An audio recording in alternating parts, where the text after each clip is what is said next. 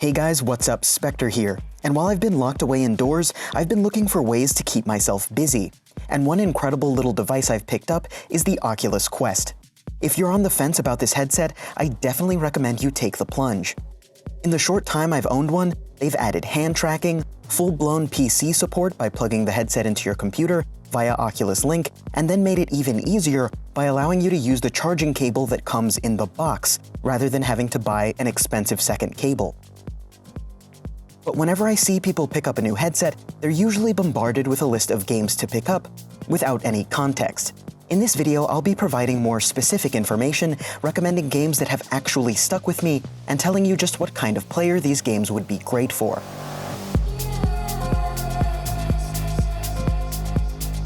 So I thought I'd start off with what I'll call arcade experiences.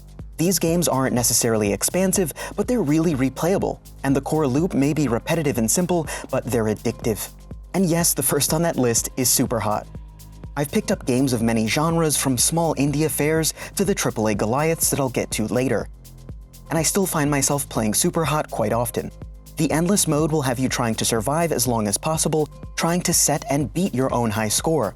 If you want an accessible shooter that doesn't require too much motion, and one where you can move at your own pace, this is a great pickup. Next, of course, is Beat Saber. It's Guitar Hero meets lightsabers, and it's incredibly easy to pick up and hard to master, as you rise up through the difficulties from easy to expert plus. And once you conquer the expansive vanilla track list, there are ways to mod in custom tracks for virtually any song you want. This is another title I picked up early and continue to revisit frequently. This is great for lovers of rhythm games, and this is another great introductory title that's great for even the most sensitive of stomachs as you stand in place while playing. And finally, my favorite on this list is Until You Fall. Now, there's a small double disclaimer here, as this game is played via Oculus Link, so only when you hook up your headset to a PC. And on top of that, it's an early access title. However, as far as early access games go, this game is extremely polished. I haven't encountered any bugs, and with its challenging gameplay, I haven't found myself starved for content. You play a warrior who fights, falls, and rises again, unlocking new powers and weapons in depth as you fight to last longer in combat. The hack-and-slash combat is incredibly well done, and the art style is a visual feast. I definitely recommend this roguelite for RPG and fantasy fans, as well as someone looking for a bit less pew-pew, as most games in VR tend to skew towards gunplay. This game also features some comfort options for players prone to motion sickness. These next few games are incredibly story-driven, meaning that they vary in scope and size, but don't offer much replay value. These few games are impressive, but just know that you probably won't be revisiting them once you've finished them. Vater Immortal takes you on an intriguing adventure as you discover just what Darth Vader has been up to in that castle that we first saw in Rogue One. I consider myself a huge Star Wars fan, and this new bit of canon was incredibly interesting. Not only do you take part in an immersive adventure, but it also features a highly replayable dojo mode, with unlockable saber hilts and crystals. This one also has comfort options for those of you who haven't gotten your VR legs yet. In Lone Echo, you play as an advanced AI, able to move from robotic shell to shell, trying to bring a futuristic mining facility in deep space back online after a cosmic event that leads you on an adventure packed with intrigue. This game borders on being a simulator at times, as each action is deep and detailed. The incredible mocap and voice acting will really put you in the game in a way that's absolutely mind-blowing. Action in Lone Echo is slow as you float weightlessly across the station, so I don't think it should be too nausea-inducing for newcomers to VR. And this is another Oculus Link title, meaning you'll have to plug into your PC to play. But if you can pick this one up, please do not pass on it. And you had to know we were getting to it, HalfLife Alex. Everything you've heard about this game is true. It genuinely feels like a game from the future. You'll take on a violent alien race known as the Combine, and try to save your father and dismantle a mysterious weapon. This game is technically an action-adventure, but it feels more like survival horror. As someone who's usually averse to horror titles, I can't pull myself away from this one. Even if I am on the verge of a breakdown with every flickering light and ominous sound, it's simply that good. The level of interactivity in the game is like nothing else.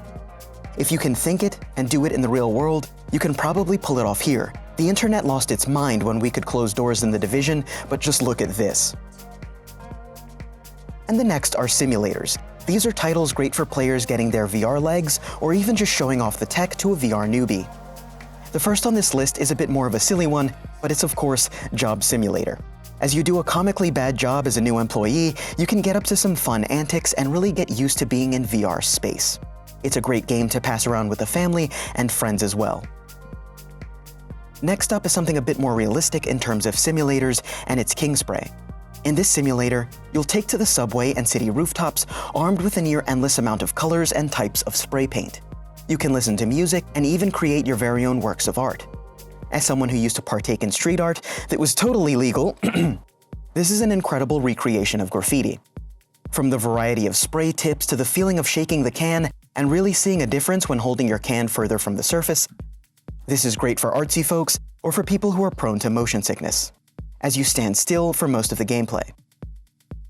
Elite Dangerous is a trip back to the more fantastic side of simulators, and it also comes with the caveat of being its own full-release PC game that needs a beefy VR-ready PC to play. But even without a headset, this game is incredibly immersive as you learn to pilot your ship and traverse the stars. It's so in-depth that you have to learn to request docking codes and follow a protocol to visit stations. It's a beautiful, calming game that's only elevated by adding first-person VR support, bringing you even closer to the action. This game is great for those of you who might multitask while playing, taking in a podcast as you super cruise through the stars. It's like Truck Simulator, but set in space. And the following are honorable mentions. Games that I think are definitely worth checking out, and ones I jump into every now and again. Box VR is a go-to for my workouts as I play with resistance bands on, but even with them off, the workouts available in this game will have you sweating in no time. There are quite a few exercise apps available on the Quest at this point, but I think this one is still king. VR Chat is another great free app for those of you who want to socialize with others, as you pick an avatar for yourself and explore player-created worlds.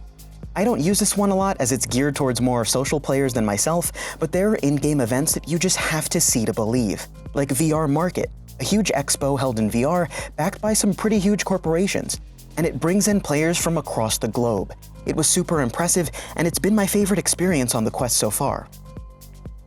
And this final one is a bit of a stretch, sort of an aspirational recommendation in a few ways, as first you'll need to get comfortable enough in VR to experience a lot of motion.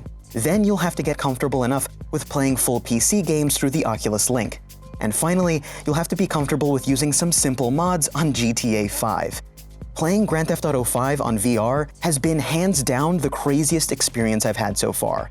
And yes, I got it running great on the Oculus Quest. I think it's just a great example of all the potential that this headset really has. It shows how far that you can push a headset that most would think of as entry-level. So whether you're looking for some hand-to-hand combat, a sprawling sci-fi adventure, or looking to break a sweat, those were just some of my recommendations of games that I picked up and haven't put down after some time owning a headset. Have any personal favorites? Leave them down below, but remember, we're trying to be specific, so maybe say why it's hooked you, and what kind of players would like it as well. Make sure to sub for more coverage of games like Cyberpunk 2077, and as always, thanks for watching, guys.